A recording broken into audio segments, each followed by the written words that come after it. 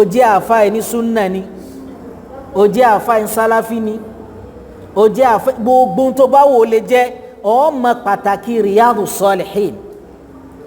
Kódà lọ́pọ̀lọpọ̀ àwọn mọ́ṣáláṣí káàkiri a máa bá Riyadu Soleheen náà ń bẹ. Tẹ́ bá dé mọ́ṣáláṣí yìí ẹ bá kọ́pì Riyadu Soleheen náà ń bẹ. Tẹ́ bá dé Kánò ẹ bá kọ́pì Riyadu Soleheen náà mọ́ṣáláṣí wọn. Tẹ́ bá dé Libya ẹ rí Riyadu Soleheen lọ́pọ̀lọpọ̀ àwọn mọ́ṣáláṣí wọn. Gẹ́gẹ́ bẹ́ẹ̀ tẹ́ bá dé àwọn mọ́ṣáláṣí káàkiri nílẹ̀ Lárúbáwá kódà tó fi dé àwọn ilẹ̀ Asia àwọn tí ẹ kúndùn ẹ̀ gan látara wípé àáfàá tó kọ́ tá à ń pè ní Al-Imamu Nawawi àáfàá tó tẹ̀lé madhabi Imam Shafi'i ni wa Shafi'iyul madhab lọ́nà fíkì ká gbọ́ pé báwo là á ṣe máa ń kírun téèyàn bá fẹ́ kírun kí ni ìdájọ́ ẹni tó dára qabli kí ni ìdájọ́ ẹni tó dára ba'di ẹni tó jẹ́ sí pé lónìí láti fojú orí kanlẹ̀ látara àgbàgbé ó dìrùn kù ní àbó lérùn kún ní ọ̀nà fíkìyì ká fi gbọ́rùn yé àwọn àwo lamọ̀ ní súnà lórí ìrun àwọn kí ni àríkánù sọ̀láàt tán jẹ́ pílà àrùn tọ̀ ẹni tó yọ ń ṣe haidọ̀ lọ́wọ́ àbó ń ṣe nífàs àbó ń ṣe ẹ̀jẹ̀ bímọ báwo ni ó ṣe dáwẹ̀ padà kí ló dé tí òfin ní kírun mọ́ àwọn tí ó mọ̀ ṣàlàyé fún wa nípa àwọn ọ̀rọ̀ ibadat àti ọ̀rọ̀ muamalat àti ọ̀rọ̀ ṣúná owó ọ̀rọ̀ nípa bá a ṣe máa ń náwó ọ̀rọ̀ nípa bá a ṣe máa ń sin lọ́hun ọ̀rọ̀ nípa bá a ṣe máa ń bára wa ṣe business contracts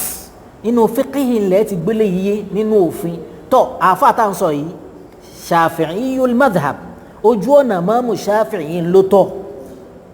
ó jẹ́ kí tírà rẹ̀ yìí tún gbajúmọ̀ yàtọ̀ ní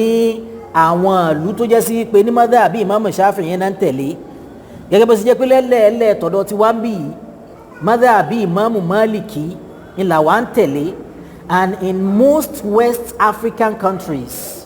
ẹ̀ bá pé madhhabi Imam Shafi'i Imam Maliki ni là ń tẹ̀lé bẹ́ẹ̀ bá kúrò ń bí tó bá délẹ̀ Cameroon tó súnmọ́ wa tó délẹ̀ Niger tó súnmọ́ wa tó kúrò ń bí báyìí tó bọ́ sí Ghana tó kúrò ń bí báyìí tí fi ń lọ sáwọn Guinea nǹkan lọ sí Morocco yóò bá a wí pé Senegal madhabi Imam Maliki là ń tẹ̀lé téèyàn bá dé Egypt ẹ máa bá apá àwọn kan tẹ̀lé Maliki àwọn kan tẹ̀lé madhabi Imam Shafi'i tó àáfàá tá à ń sọ yìí Shafi'iyul madhab àáfàá tó tẹ̀lé fíkíù Imam Shafi'i ni alayhi rahmatullah Muhammad bin Idris al-Shafi'i nínú àwọn àfáà tá a máa ń lò yìí ìpè nítọ̀ lójú ọ̀nà Imamu Shafi'i ò ìkànnú àwọn asahabu Shafi'i wọ́n sọ báyìí àbí àwọn Shafi'i àwọn sọ báyìí ìkànnú wọn làáfà yìí tó al-Imamu Nawawi bákan náà àfáà yìí àfáà ní oní hadithi ni tíra tá a fẹ́ máa gbé yẹ̀wò yìí tíra hadithi pọ̀nbélé ni kìtàbù Riyadu Soleheen pẹ̀lú ògùn ọlọ́run tọ́lọ́mbá ní káwọn mọ́mú wa kan ní pé ìjọ alamisi yìí náà là á máa ṣe lọ àbíjọ Wednesday àbálẹ̀ Friday torí wọ́n ní ká consider wa tá a máa ń gbàwẹ̀ súnà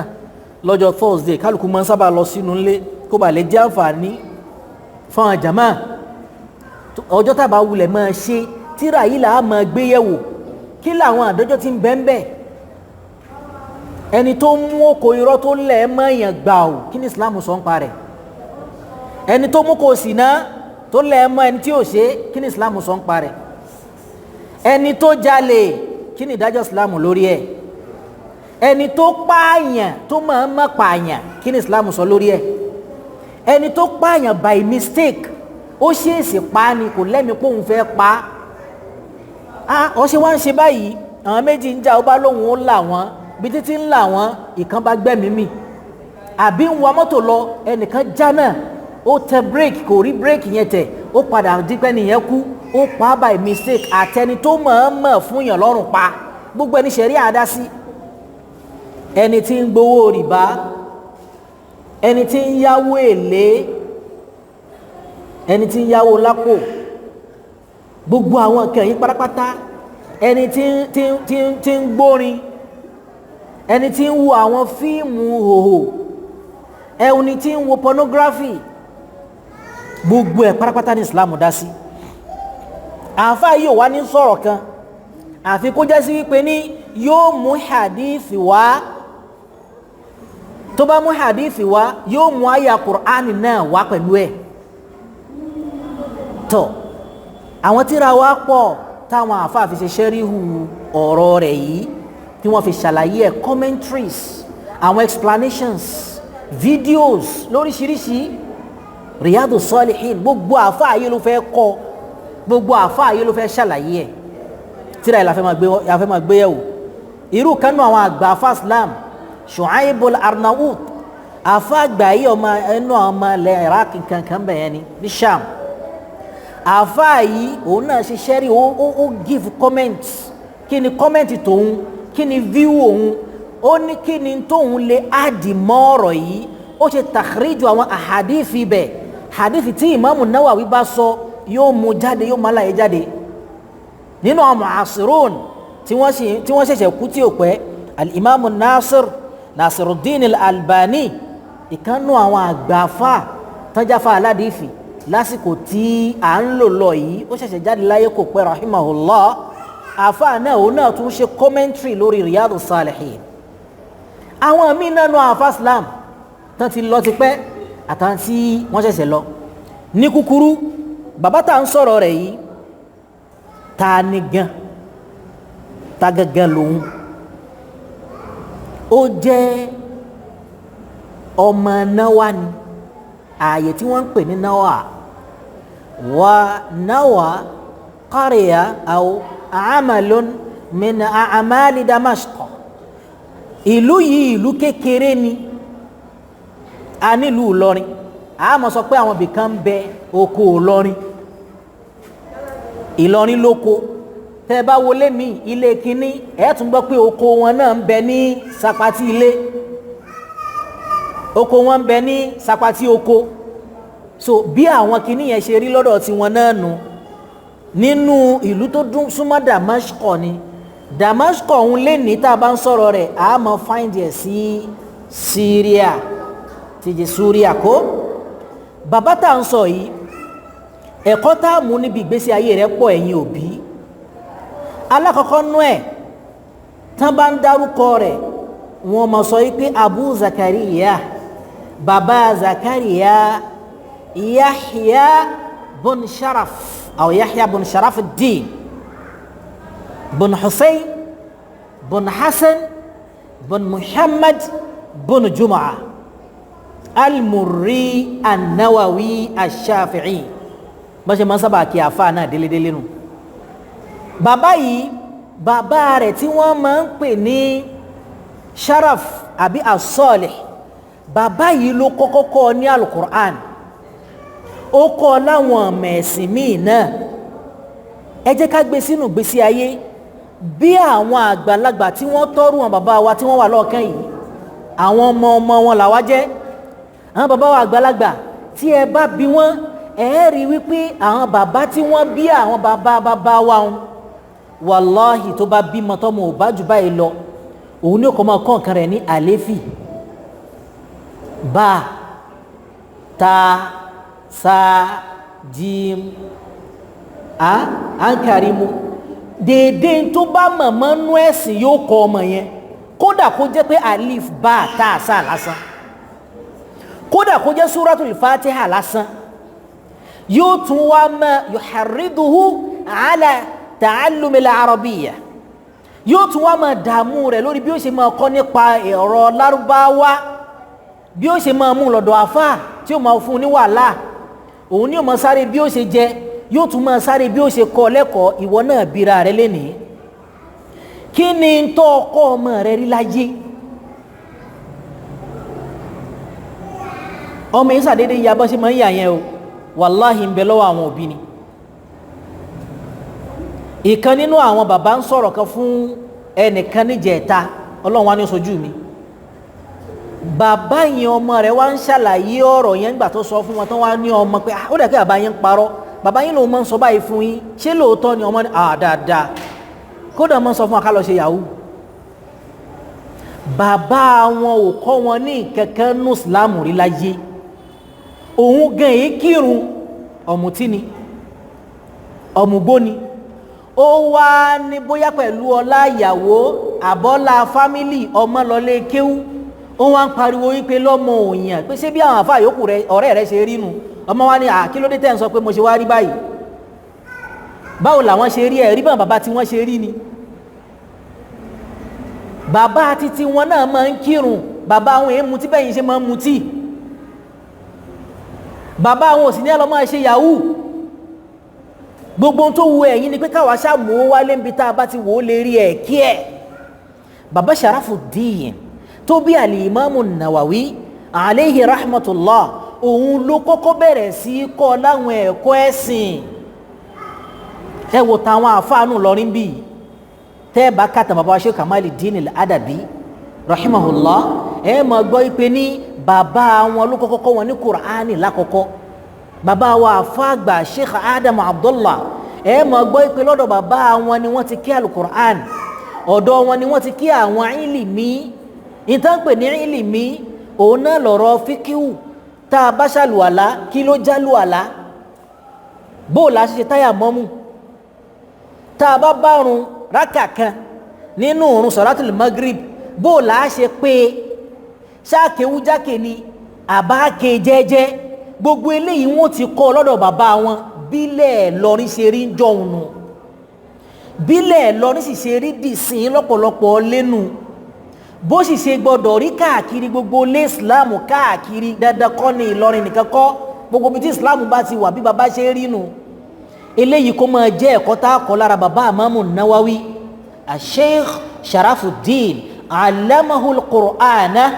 wa mabadi al-Islam ẹ̀kọ́ Islam ní bẹ̀rẹ̀ níwọ̀n bá tí bàbá yìí mọ̀ òun ló kọ́kọ́ Imamu Nawawi ó fa al-Qur'ani náà tì í kó tó di pé ló padà wá kúrò lọ́dọ̀ rẹ̀ kó tó bọ́ sí ọ̀dọ̀ àwọn àlùfáà mi ẹ̀yin tẹ́ ẹ ti ní fámílì kò jìnnà jù ọ̀pọ̀lọpọ̀ wa iṣẹ́ tá a máa ń ṣe ìní èjì ara àǹfààní sí àwọn nǹkan yìí dandan fámílì ó jẹun àmọ́ ntọ́lọ́wọ́n ọba ó bí ìwọ níjọ́ tó ti pe ọmọ wáyé ọlọ́wọ́n ọba ó bí ọ pé kí lọ kọ́ ọmọ rẹ kí lèyìn máa jẹ́ fún àwa tá a ti wà nú ẹ̀ tá a yà sí bí ọmọ wa ṣe ń kẹ́kọ̀ọ́ mo ti ní ọlọ́lé kéwù gbàtọ́ ní ọlọ́lé kéwù sí ọ̀hún lọlé chẹ́kì ẹ̀wọ̀n lé kéwù tá a bá ní kọ́ máa lọ sí skul a lọ máa wò ó a ṣe homework fún tó bá dé a tún lọ máa chẹ́kì ẹ̀ a tún máa wò ó tó bá parí ibi tó bá ti ń serve a tún lọ visit ẹ̀ ọmọ tí ń gbé bọ́dì à ń lọ visit ẹ̀ ìjọ béèrè ìtọ́lọ́wọ́n bá bí ọ lálùkìyámà tó o bá ti kú gbogbo bọ́mọ rẹ̀ ṣe wò ó lè mọ̀wé tó láyé àyàfi tí ń bá ń fi ìwé òun nìṣe dáadáa lọ́ọ́ mọ̀ ní kọmíṣọ̀nù dáadáa tí ń fi ìwé ṣe àmọ́ tọmọ rẹ̀ bá kéwú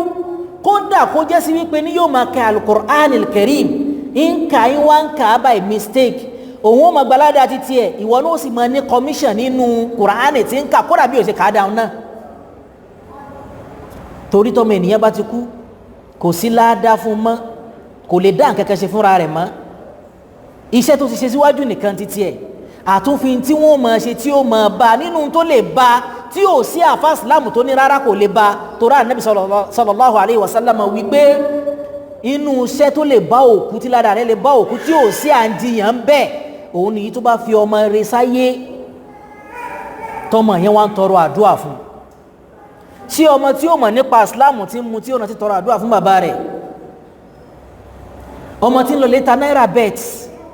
Naija bet bàbá àjẹ̀bú kò lè rántí tọrọ àdúrà fún ọ kò ṣe wàhálà rówó tó bá rówó yahoo yìí lẹ́ẹ̀kan náà yóò lọ lè fi bí obìnrin ni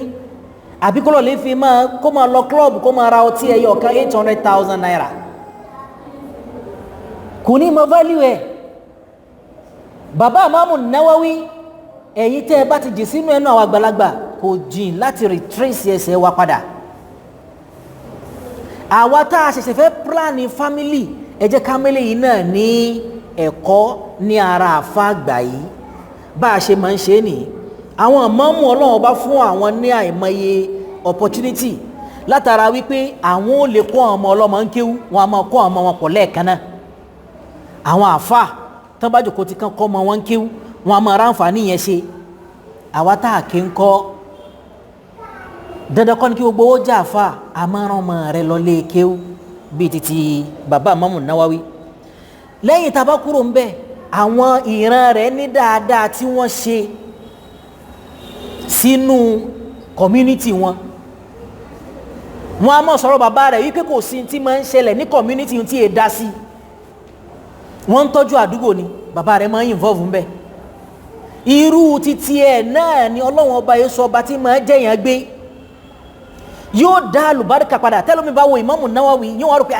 ṣóhun tíra rẹ̀ yìí nìkan ni Riyadu Soleheen níbi Riyadu Soleheen lọ́hùn Riyadu Soleheen ó sì kọ tíra míì ẹ wo hadithi al-arba'in an-nawawi tá a máa ń kà wọn hadithi 40 ní àwọn ilẹ̀mí bíi ilẹ̀ India tẹ́ ẹ bá rẹ́ lómi tán bá fi mufti sókọ rẹ̀ tó bá jẹ́ pé hindu ni abẹ́ni tó jẹ́ India abọ́ni tó jẹ́ ọmọ tó kéwú ní India mufti tẹ́ ẹ máa ń rí lóko àwọn èèyàn kì í ṣe pé ó jẹ́ mufti ìlú tí ń dá fatiwa o ẹni tó bá ti há arba'in an-nawawi lọ́dọ̀ wọn àti àwọn tíra bíi méjì mẹ́ta ó ti lẹ́tọ́ àti gba mufti sábà bí tẹ́ fi mọ̀ rí mufti kínní nù bí okò àwọn èèyàn nu sábà bí yẹn nu tọ́ ṣé kò tó dájú ẹ̀sìn kéèyàn ó ha sórí ọ̀pọ̀lọpọ̀ òfin ẹ̀sìn bẹ́ẹ̀ alhadithu al-awwal alhadithu thani alhadithu thalith tẹ́ bá wọ àwọn ahadithu mẹ́tẹ̀ẹ̀ta tó ń ṣáájú yìí sí mẹ́rẹ̀ẹ̀rin èyí tó sọ̀rọ̀ nípa arkanul iman èyí tó sọ̀rọ̀ nípa arkanul islam èyí tó sọ̀rọ̀ nípa tí ma ba iṣẹ́ jẹ́ al-ikhlas an-niyya àwọn mabadi'u din àwọn usulu din ní tí ó pé ẹ̀sìn ò ṣeé ṣe láìsí wọn bàbá rẹ̀ máa ń involve nínú community work community development tálùbáríkà bá wọṣẹ́ Imamu Nawawi báyìí ó tóórùn táwọn àfáà mi analyze pó lè fà á ìwọ náà tán bá ń tọ́jú náà àdúgbò mọ́kàtí ń bẹ̀ wọ́n ní náà bàjẹ́ gbogbo lé wá pín wọ́n 1,500 fún wọn wọ́n tún wá ní ẹ̀ ní dá ọ̀tún wá ń prove ọmọ búládùúgbò ọ̀tọ́jú tí Islam ní ọmójútó another àǹfààní tá a ṣe ń bẹ̀nu àní Imamu Nawawi ìkan nínú àwọn àlfáà ó ní òun mọ al-Imamu Nawawi something Abu Ishaq ń bá rántí orúkọ rẹ̀ dáadáa wa huwa ibnu 10 sinin òun mọ̀ tó jọ ọmọ ọdún 10 àwọn èèyàn yòókù rẹ̀ bí àfáà tó jòkó lọ́kàn yìí àwọn yòókù rẹ̀ ó wà mọ́ àwọn yòókù rẹ̀ wọ́n ẹ̀dàkẹ́jẹ́ kí n mọ̀ tó bá ti ṣẹ́jú márùn-ún tá a pèrún àwọn yòókù rẹ̀ ó wà mọ́ ṣeré àwọn yòókù ẹ̀ wọ́n mọ̀ ṣeré wọ́n a máa ṣeré mọ́dé bóyá ká máa ṣoṣùwé bóyá ká máa jump bóyá ká máa gbá bọ́ọ̀lù wa yukrihunahu ala al-la'bi ma'ahum wọ́n wà máa fọ́ọ̀sì ẹ̀ wọ́n hẹ́ẹ̀tì ẹ̀ pé kì í bá wọn ṣeré wọ́n máa fọ́ọ̀sì ọ̀rọ̀ tí ń sọ yìí lọ́wọ́ ta'aliqu Shu'aib Arnaut lórí ẹ̀ ọba tó ṣàlàyé bẹ́ẹ̀ lórí tarjuma àfa Nawawi wọ́n ní tí kò bá wọn ṣeré inú àwọn yòókù rẹ̀ ò ní dùn ẹ̀ ń bá fa wàhálà òun ó wà á mọ ìtumọ̀ ń wù náà ni wípé tán bá ṣe ń bá fa wàhálà yẹn ẹkún wà á mọ gbé bí kéèyàn ọmọdé tí ò lápọn tán yòókù rẹ̀ bá ń gbá bọ́ọ̀lù tán bá rọra kíkì ẹ̀ díẹ̀ báyẹn rí pé òun kàn bu ẹkún ni ó lè jọ ọmọ tí ò tó gan ní ọmọ yẹn jẹ but Imamu Nawawi instead kóun máa banújẹ́ yóò máa ka al-Qur'an wa yabki yóò máa sunkún tó bá ń sunkún wa fil hal yaqra'u al-Qur'an yóò sì máa ka al-Qur'an on that spot àmú Imamu Nawawi láti kékeré al-Qur'an ni títí tí àfa Damashqi tí ń sọ̀rọ̀ yìí ó ní títí tóun fi wá àfa rẹ̀ lọ pé ọ̀dọ̀ kátìbù wo ilé kéwú léwo ni Imamu Nawawi yìí ń lọ́mọ yìí ń lọ Yahya Sharafuddin ilé kéwú ní ń lọ òun wá lọ́dọ̀ àfa rẹ̀ nígbà tó ń dọ́dọ̀ àfa rẹ̀ ó lóun wá sọ fún wípé dákun torí Ọlọ́run mójútó ọmọ yìí o bó o ní ṣe ń pàfọ́ọ̀mù sí ó láfa rẹ̀ ni òun fẹ́ mọ́ rẹ̀ ni tó ọmọ kékeré tó mójútó mọ̀ bí rẹ̀ táwọn bá sì ń kọ́ lẹ́ẹ̀kan náà ní máa ń yé ó ní dákun mójútó la'allahu yakunu a'lama ahli zamani ó possible kó jẹ́ pé òun ni ó nímọ̀ jù nínú àwọn ará àgbà rẹ̀ nínú àwọn tí wọ́n jọ lùgbà ó ní àfáà rẹ̀ wá wò ń báyìí wá ní amunajjimun ant ṣé wọ́n ń wòrà wọ́n ni àbọ̀ ọmọkọ̀rọ̀ kí ló dé tó fi sọ fún mi pé ní ó súnmọ́ kó jẹ́ pé òun ni ó nímọ̀ jù ṣe rí ọ̀rọ̀ yìí téèyàn bá wò yóò fẹ́ jọ bóyá àáfà àwọn exaggerate ó fẹ́ dàbí tí àwọn oníjàlábí nílẹ̀ wá ń bì yín táwọn máa ń tà jẹun ó wà ń fakat yatafarras yóò kàn wò èèyàn bí nǹkan ṣe ń lọ yóò dẹ̀ suggest àbí kó kàn prescribe àbí kó kàn rò wípé ọmọ tó smart tó wà very intelligent ó quiet ó neat ó tún wá ní bíbí dáadáa ó tún ní bíbí ire tẹ́ ẹ bá wò ní kọ́dórí assembly yóò ṣe homework ẹ̀ wá ó ní good handwriting yóò tún wá dákẹ́ class ọ̀gá ò fi ọwọ́ kàn án rí ẹ wá máa wò bí ìgbà wípé ó tún wà good looking ẹ wá máa wò bí ìgbà pé àbí màláìkà ni a ní ń kọ́ níwà ni àbí ń pretend ni tán bá ní kápẹ́ Allahu Akbar ó ti dé mọ́ṣáláṣí ọmọ ọdún 8 sí 10 definitely àwọn ńlá káyọ̀ ti wòye sí wọ́n rò wípé ọmọ yìí yakuna dha sha'nin fil mustaqbal yóò ní tí ó tóbi láwùjọ ilẹ̀ lomi ó rí tó bá rí lẹ́yìn ìyá rẹ̀ tí bá ń lọ ó lè pè yẹ́ tó bá fẹ́ pata lára wọn tó fẹ́ jẹun yóò ní ẹ mójútó àfáà yìí dáadáa o ká má pa mọ́ yín lọ́wọ́ mo rí páwọn àjẹpọ̀ tí wọ́n ń lé tí wọ́n ń sáré bọ́n ṣe pa bó ṣe wà yìí mufti Ìlọrin yóò padà jẹ lọ́jọ́ wájú ó wo bí ọ̀rọ̀ rẹ̀ ṣe ń lọ ó dẹ̀ ti mọ̀ bí ọ̀pọ̀lọpọ̀ wọn tó bá rí báyẹn tí Ọlọ́run bá ní kẹ́mi rẹ̀ ogun ṣe máa ń sábà yà lọ́jọ́ wájú suggestion lásán ni àwọn èèyàn ń bẹ tí wọ́n jẹ́ sọ̀lìhùn tí wọ́n jẹ́ nire tọ́lọ́run máa ń fi nǹkan hàn ìlófà tí àáfàá Máàmù Nàwáwí fi ń sọ fún àáfàá àgbà yìí pé amunajjimun ant ṣé wọ́n ń wòrà wọ́n ni àbọ̀ṣe lè sọ fún mi wípé òun ló súnmọ́ kó jẹ́ ẹni tí ó ní mọ̀ jù nínú gbà rẹ̀ ó ní là mi ìwòrà wọ́ àmọ́ mo ti mọ̀ nísìn ó ti lé lọ́dún ìwà tí ń mọ̀ ń hù ní ìwà tí ń mọ̀ ń hù ní ìwà tí ń mọ̀ ń hù ní bí ṣe mọ̀ ń hùwà yẹn kò pé méjì ní gbogbo ilẹ̀ Damascus tí mo ti mọ̀ yìí àáfàá rẹ̀ wá mẹ́rí báyìí ó ní òótọ́ ni ó ní bí ṣe ń ṣe lọ́dọ̀ tèmi náà nìyẹn idhan jẹ́ kí n mú un lọ ọ̀dọ̀ man huwa a'lamu minni ẹni tó tún nímọ̀ jù mí lọ iná fi mú un lọ sí madrasa Mirwahiyya àkọ́kọ́ ilé ẹ̀kọ́ tó ṣe é pè ní pé ilé ẹ̀kọ́ yàtọ̀ sí pé kákan lọ bá àfáà kankan máa ka àwọn àmọ́ lọ́dọ̀ rẹ̀ tó jẹ́ ilé ẹ̀kọ́ tó jẹ́ pé àwọn míì náà ń bẹ tán jọ ń kẹ́kọ̀ọ́ at the same time tí Imam Nawawi lọ nìyẹn ní Damascus ó débẹ̀ àfáà tó bọ́ sí lọ́dọ̀ Abdulrahman lórúkọ rẹ̀ ń jẹ́ rahimahullah min a'lama asrihi nínú àwọn àgbà àfáà tó yanjú lásìkò náà ni ń bẹ lọ́dọ̀ rẹ̀ àfáà yẹn fẹ́ràn ẹ̀ ó ní indama ra'aytuhu ta'allaqa qalbi bihi nígbà tí mo rí pẹ̀lú farabalẹ̀ àti ìmú bérebére àti ìyanjú àti bọ́lọ́wọ́n bá ṣe dáa ọkàn mi sì so mọ́ Ọlọ́run sì fìfẹ́ rẹ̀ sí mi lọ́kàn lẹ́ẹ̀kan náà tíyẹn bá jẹ́ ní ire kò ní ìdí kọ́ ṣẹ̀ṣẹ̀ kọ́ mọ́ṣáláṣí ńgbà tó kọ́ mọ́ṣáláṣí tán mọ́ṣáláṣí lọ́lọ́ọ̀kọ́ al-masjidu baytullah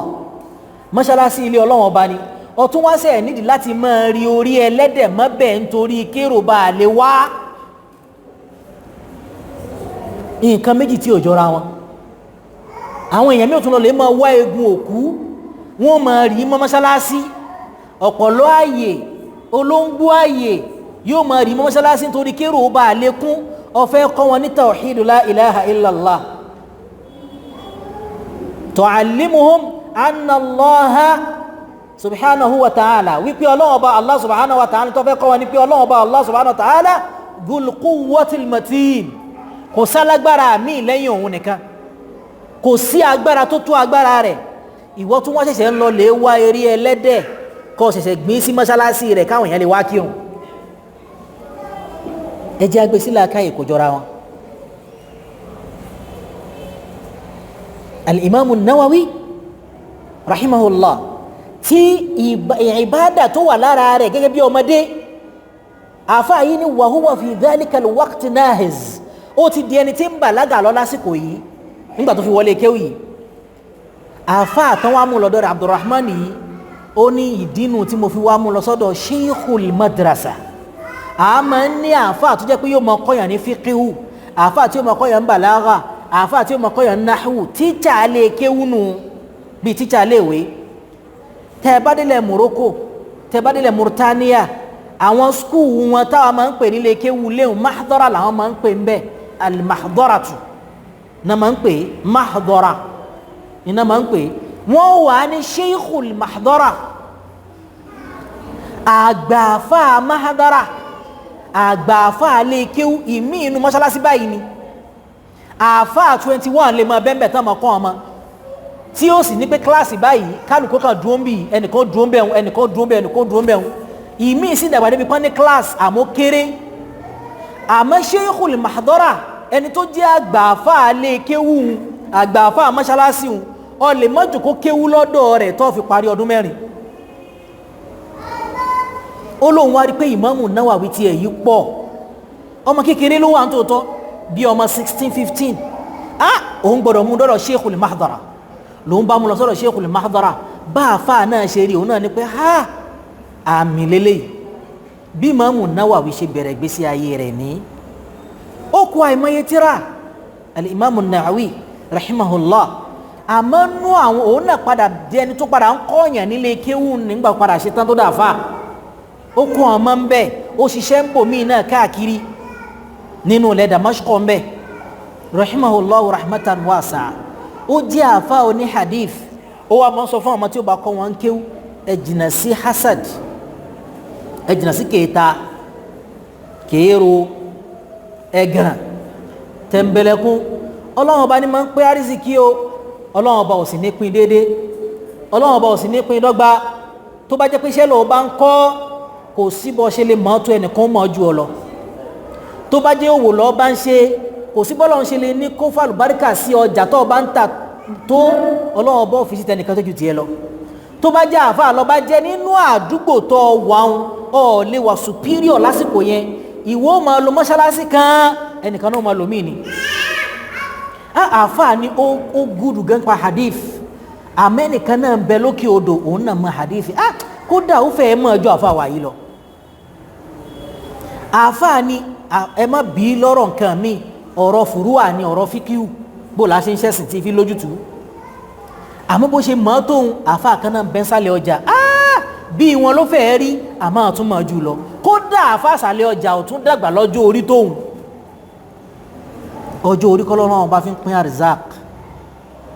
ọjọ́ orí kọ́ lọ́wọ́ bá fi ń pín àánú ọjọ́ orí kọ́ lọ́wọ́ bá fi ń pín ipò ọjọ́ orí kọ́ lọ́wọ́ bá fi ń pín agbára ọjọ́ orí kọ́ lọ́wọ́ bá fi ń pín ìmọ̀ ọjọ́ orí kọ́ lọ́wọ́ bá fi ń pín ẹwà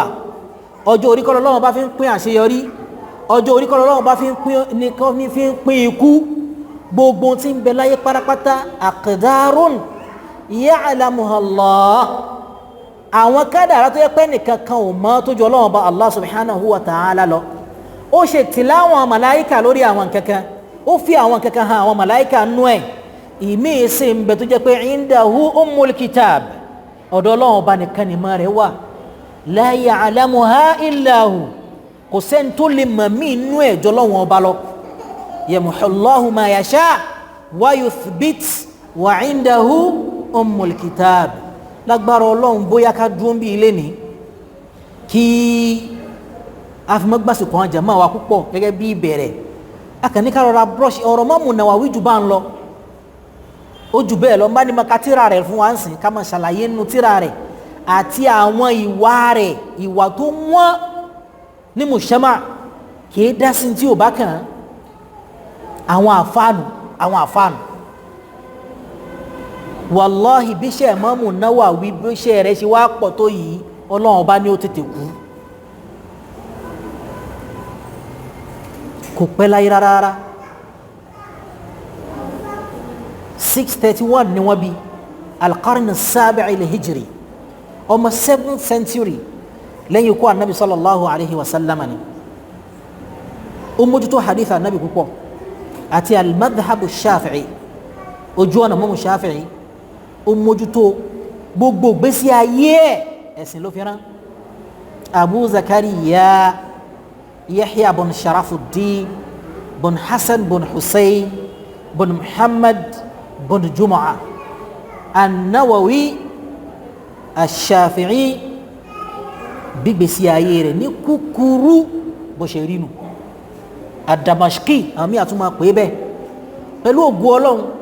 tá a bá tún máa wá níjọ́ mẹ́jọ nígbà táwọn àmọ́mú àti àwọn tí ọlọ́run kó àṣẹ mọ́sálásí ilé lọ́wọ́ tó bá conclude sí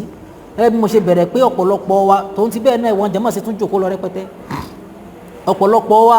a máa ń sábà gba ẹ bí pé amójútó súnà nàbì sallallahu alaihi wasallam a sì dúpẹ́ fọlọ́run ọba lórí ẹ̀ tó fi irú ẹ̀ sọ gángan wa wàláhì a dúpẹ́ fọlọ́run lórí ẹ̀ ọ̀pọ̀lọpọ̀ ẹ bí ọ̀rọ̀ tí màmú wa sọ a máa ń fẹ́ ká lọ sínú ní ti máa gbàwẹ̀ bọ̀ látàárọ̀ tó bá yẹ kó àwọn padà ní ká máa ṣe ní Thursday yìí lọ náà ni àbíjọ Wednesday àbálẹ̀ Jumu'ah pẹ̀lú ògo Ọlọ́run yóò jẹ́ kíláàsì tọ́pọ̀lọpọ̀ wa tá ti ṣàǹfààní ọ̀rọ̀ ẹ̀sìn bẹ́ẹ̀ tíra Riyadu Soleheen àwa tọ́lọ̀ ń bá ní alẹ́ kéwú díẹ̀ tíra yìí wà translated sí more than 20 languages of the world I'm talking of international languages tí wọ́n ti translate ẹ̀ sí bahasa Malayu rẹ̀ ń bẹ èdè àwọn Malay bahasa Indonesia rẹ̀ ń bẹ èdè àwọn Russia rẹ̀ ń bẹ àwọn Uzbekistan àwọn náà ní bá ṣe ń kọ́ wọ́n translate ẹ̀ Lárúbáwá ni wọ́n fi kọ́ ní pẹ̀lẹ́ wọ́n translate ẹ̀ sí English bíi 2 versions of English ẹ̀ ló wà so tẹ́lẹ̀ yìí translate títọ̀ wọn náà translate tíra Imamu Nawawi ẹni tó bá ní náà lè máa mú wá sí mọ́ṣáláṣí àájọ mọ́ fojú ara wa wí rí kí ló wí so àwọn tá a sì lè tún wò mi ò mọ̀ bóyá èyí tí àáfàá Shu'aibu Arnaut tó ń ṣe láti fi ṣàlàyé àwọn hadith inú ẹ̀ àti ṣèfọ́síwẹ́wẹ́ àwọn hadith yẹn àti pé ta ló gba hadith yìí wá àti ṣàlàyé pé hadith yìí sahihu ni àbí da'if tí wọ́n ṣe gbogbo ẹ̀ lórí iṣẹ́ yẹn ìyí omi ò rò kọ́ ti translate sí English títí Imam Nasiruddin Al-Albani mi ò mọ̀ bóyá ti translate sí English àmọ́ súnmọ́ kọ́ ti translate sí English ó popular gan nínú àwọn sherihu tó wà fún àwọn àfáà wa ní Áfíríkà náà ṣàìmọye lórí ẹ̀ ara àwọn tí wọ́n ṣe makhtut tí wọ́n ṣe manuscripts lórí ẹ̀ fún láti lay hands wọn fún commentary ló nípa ẹ̀ pàápàá nílẹ̀ Morocco tó jẹ́ pé tì sí wọn àti tẹ̀ wọ́n ìmójútó ọ̀rọ̀ makhtutot ló jẹ́ ká lè rí so gbogbo orú eléyìí ó jẹ́ tíra tó láǹfààní gan ní máa kàánù rẹ̀ tó jọ̀rọ̀ Ànábì Muhammad lọ sallallahu alayhi wa sallam àti aya Qur'an lórí àwọn nǹkan àlàyé tó wà ń bẹ tó bá di níjọ́ mẹ́jọ lágbára Ọlọ́run à á ṣàlàyé fúnra nípa báwo lọ̀rọ̀ tíra yìí ṣe rí tá a bá lè wọnú ẹ̀jọ́ náà á wọnú ẹ̀ atọrọ lọ́wọ́ Ọlọ́run bá Allah subhanahu wa ta'ala kó dákun kó mọ́sá gba ìjòkó ilẹ̀sìn fún wa gbogbo ìta àtúmọ̀ ìjòkó lẹ́yìn ilé ìkọlọ́n kó mọ́sá gba ilẹ̀sìn fún wa la hawla wala quwwata illa billahi al-aliyyil azim bẹ̀rẹ̀ lórí àwọn bàbá wa tí Ọlọ́run bá ní ká fi mọ́sálásí ìporí wọn tó fi dárúkọ wọn tó tọ́ wọn wáyé àti ìmáàmù wa níbẹ̀ àti gbogbo àwa jàmáà tí mọ́sálásí yìí fi ṣe jòkó báyìí ẹ̀yin kan lẹ̀ ń kírun bẹ́ẹ̀ ẹ̀ ń kírun pẹ̀lú àwọn àlùjànnú bẹ́ẹ̀ ń kírun pẹ̀lú àwọn màláíkà bẹ́ẹ̀ àtàwọn ẹ̀dá Ọlọ́run míì tá a mà àmẹ́yìn lè yàn tọ́lọ́run bá ní ẹmú dání Ọlọ́run bá kó dákun kó má jò jẹ́ balẹ̀jọ́ bú fún wa níjọ́ àlìkìyàmà gbogbo tá à ń ṣe ní ìbádà bí ọlọ́mọsá gbalẹ̀sìn fún wa o la hawla wala quwwata illa billahi al-aliyyil azim ibi ìlà dole ní insha Allah wa sallallahu wa sallama ala sayyidina Muhammad wa ala alihi wa sahbihi ajma'in subhana rabbika rabbil izzati amma yasifun wa salamun ala al-mursalin walhamdulillahi rabbil alamin.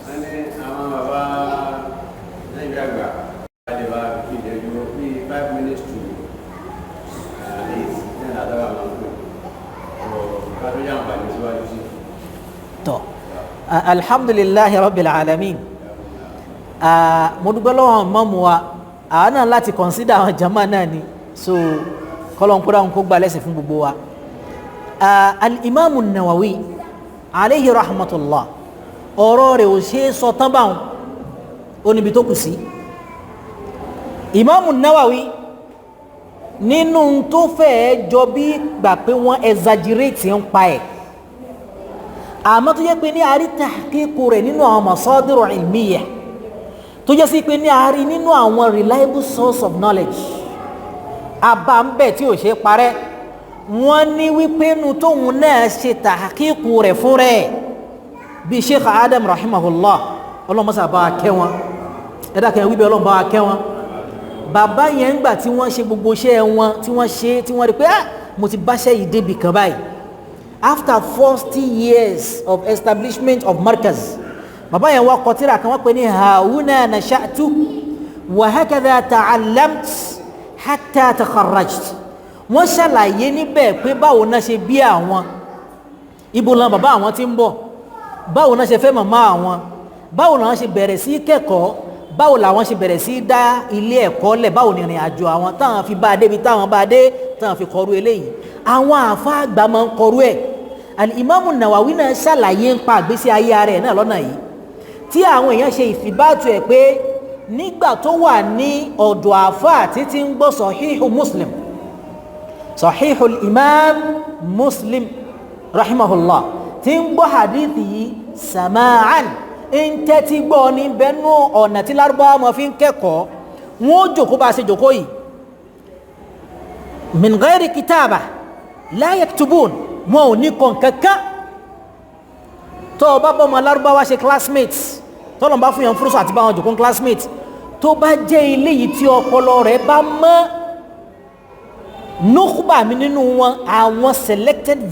views nínú wọn tọ́lọ́wọ́n bá kanlẹ̀ fún lọ́pọlọ tó bá pé wàláhì o lè jòkó báyìí níwájú lecturers fún 5 hours tí ò ní kàn kankan tí ó dẹ̀ ṣe exam gẹ́gẹ́ bó ṣe gbọ́ yẹn tí ó dẹ̀ dálẹ̀ nínú àwọn ẹ̀dá tọ́lọ́wọ́n bá fún nírú ẹ̀ tó jẹ́ sí pé ní ìrìn káàkiri ayé kò jẹ́ káwa lè pè é nírọ́ ara hàn tán rí bẹ́ẹ̀ wọ́n ń pè ẹnìkan ní Abdullah ọmọ Mauritania ni ọ̀rẹ́ mi púpọ̀ jù ni ọ̀rẹ́ púpọ̀ ni wa huwa rajulun salih ashartuhu amayn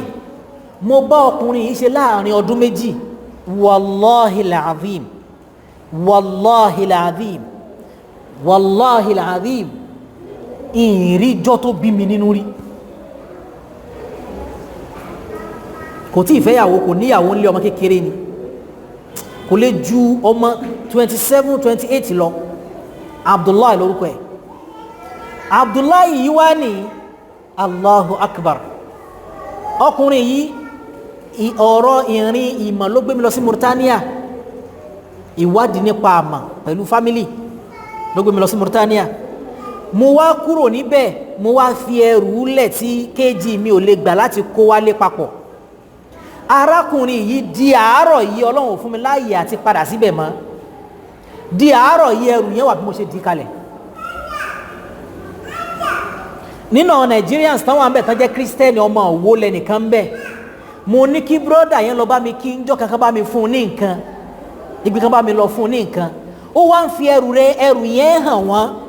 wá take picture ẹrù yẹn ọ̀rọ̀ tí ń sọ yọ ọdún yìí ni o láti 2020 mo ti kúrò mbẹ̀ 2019 2020 di sin wọn tú ẹrù yẹn wò kò mọ tó wà nù ẹ rijalun ka sahaba tẹ́ ẹ bá ń gbọ́ nǹkan mí pọn sahaba ẹni ẹnu àwọn afá máa ń dùn àmọ́ ìrìn káàkiri ayé máa ń jẹ́ kí yẹn pàdé irú ẹ̀ inú irú wọn ni Abdullahi yìí kò ka nǹkan létí mi rí láyé kó ṣe mistake tó bá jẹ́ pé poetry ni ó bá ka bí ó bá ka hadith la yukhti tó bá jẹ́ pé Qur'an ni ó bá ka àfáà tí máa hafadhu àwọn èèyàn ní Qur'an ni ní mahadara mo sọ fún wa lẹ́ẹ̀kan pé mahadara ló kọ́ lé kí wọ́n máa ń jẹ́ ń bẹ́ mahadaratu khairul bariya ló kọ́ lé kí tó wà ní Mauritania ní Nouakchott yẹn lè wá lọ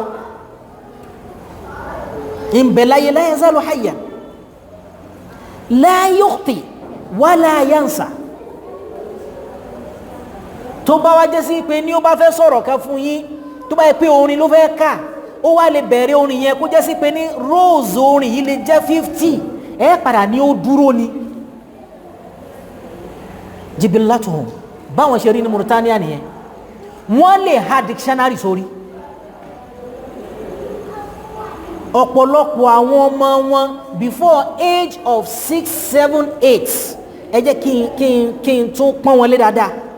before age 6, 7, 8 wọ́n ti há Quran lọ́pọ̀lọpọ̀ before primary education ní lọ́dọ̀ wọn. ẹni tó gbé ọ lórí bike mungkin an yakuna hafidhan adé síbẹ̀ kákọ́kọ́ wà lóòtẹ́ọ̀ kákó bọ́ sílé kéwú láti máa kéwú hòtẹ́ẹ̀lì tá a wà security ibẹ̀ yìí sùn a máa gbọ́ ohun rẹ̀ tí ó máa ka Al-Qur'an lálẹ́ ni láti inú yàrá tiwa táwa ń sùn lọ́wọ́ tí ẹ bá ṣe pé èèyàn rírú àwọn eléyìí látara àrìn káàkiri ayé èèyàn ní bìlífù ń tọ́sán pa Imam Nawawi ó lóun lo sanatain tóun fi ń gbọ́ àwọn hadith kutubu sunan sit àwọn tíra hadith mẹ́fẹ̀ẹ̀fà sahihul imam al-Bukhari sahihul imam Muslim rahimahumullah sahihu at-Tirmidhi an-Nasa'i Daud wa Ibn Majah sunan Abi Daud sunan at-Tirmidhi wa Ibn Majah wa Nasa'i sunan làwọn yìí olóhun gbọ́ àwọn kútùbù àhàdífì yìí òun ò fi ẹ̀gbẹ́ òun lélẹ̀ kóhun wá sùn àwọn kan náà tó ṣiṣẹ́ rí àwọn ọ̀rọ̀ wọn wọ́n ní wípé kò sùn ní sísùn pé kó wá nara lẹ̀ kó máa yí báwa ṣe máa ń sùn yẹn ni àwọn míì ní pé yóò kàn ṣe báyìí ni tóorun bá kùn iye bóyá 1 hour bóyá 2 hours bóyá 3 hours tí ó bá fi rest ìkan nínú àwọn afáwa Nàìjíríà al-allama àfọ́ ní hadithi ni wọ́n àwọn náà máa ń pè ní mufti Nàìjíríà bóyá bá gbó kan wọ́n rí Sheikh Ibrahim Salih al-Husseini èmi gbọ́ lẹ́nu wọn rí ní halkọ wọn pé àwọn lọ bóyá wọn láwọn lọ Lubnan àbí Yemen lọ kí hadith ọ̀dà ìkan láwọn ń ké fún ọ̀sẹ̀ mẹ́ta Sahihul Imam Bukhari náà ni ìyí tí ń ya àwọn nígbà táwọn bá fẹ́ sùn àti ìgbà tí àwọn bá fẹ́ kírun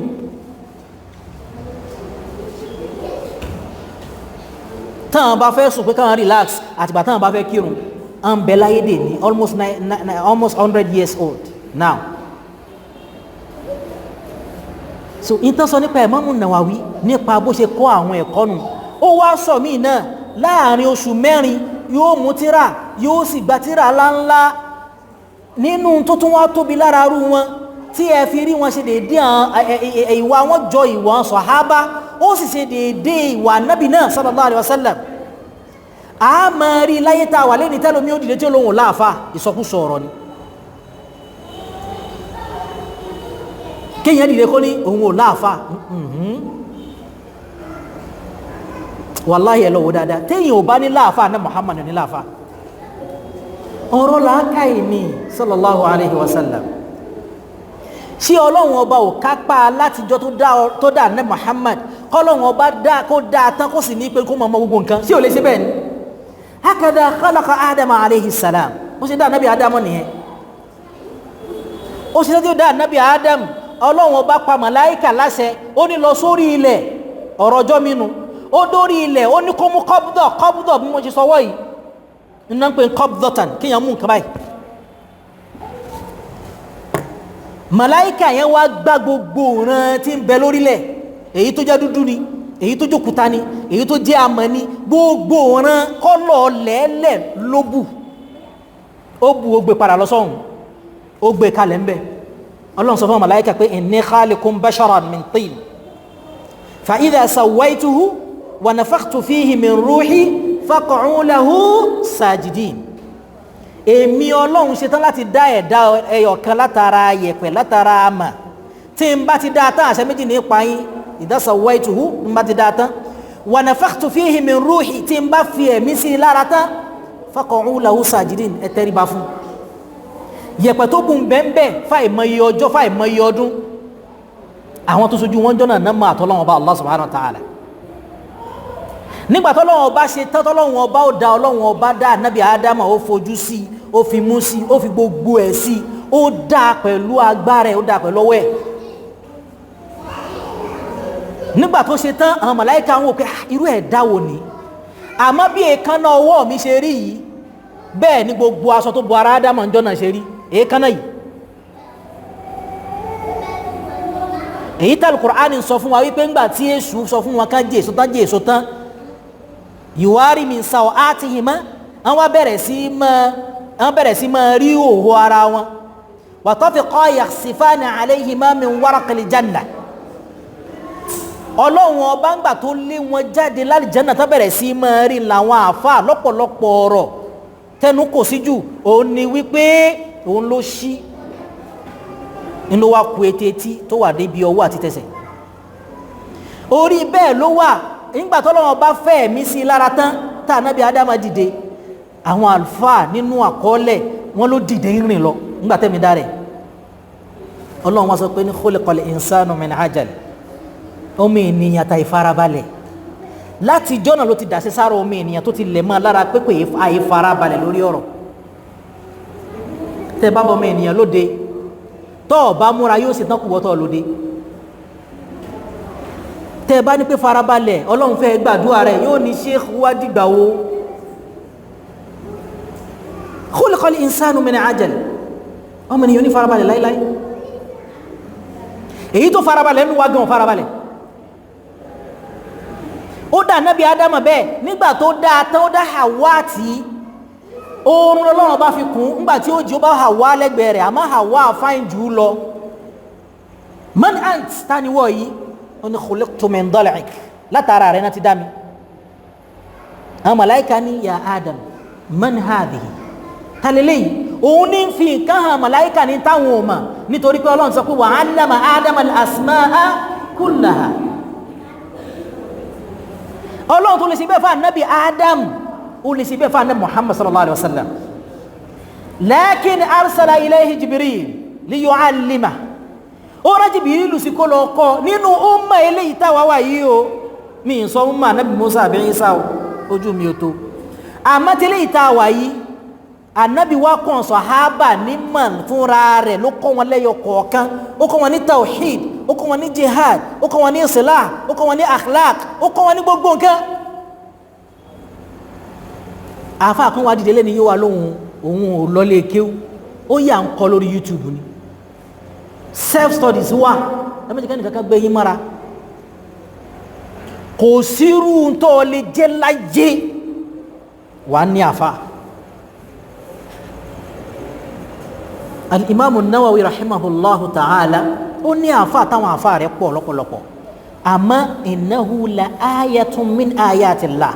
nínú àmì ọlọ́run la Imam an-Nawawi nínú mímọ̀ nínú ọpọlọ nínú zuhudu nínú ìbádà kọlọ̀n kúrò àkókò mọ́sá gbà ní ẹ̀sìn fún wa wa sallallahu wa sallama ala sayyidina Muhammad wa ala alihi wa sahbihi ajma'in.